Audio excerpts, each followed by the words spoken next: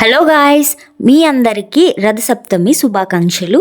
ఈరోజు మార్నింగ్ లేవగానే పట్టాలమ్మ తల్లి గుడికైతే వెళ్ళాము. నేను, మా అక్క, మా బావ. గుడి అయితే చాలా ఖాళీగా ఉంది, ఎవరూ లేరు. నేనైతే ఎవరైనా ఉంటారేమో, కొంచెం రష్గా ఉంటుంది అనుకున్నాను, బట్ ఎవరూ లేరు, ఖాళీగా ఉంది. నేను, మా అక్క అయితే ప్రశాంతంగా పూజ అయితే కంప్లీట్ చేసుకున్నాము. పట్టాలమ్మ తల్లి గుడి అంటే ఆ గుడి ఒకటే కాదు, అక్కడ శివాలయం ఉంటుంది, కొండపైన దుర్గమ్మ తల్లి గుడి కూడా ఉంటుంది.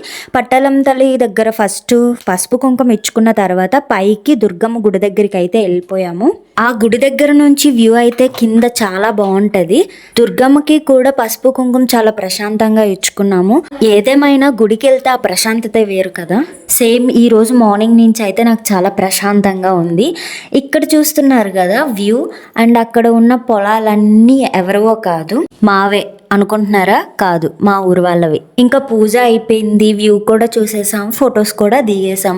పట్టాలమ్మ తల్లి దగ్గర అండ్ దుర్గమ్మ దగ్గర కూడా ఫొటోస్ తీసుకున్నాము, నేను, మా అక్క, మా బావ.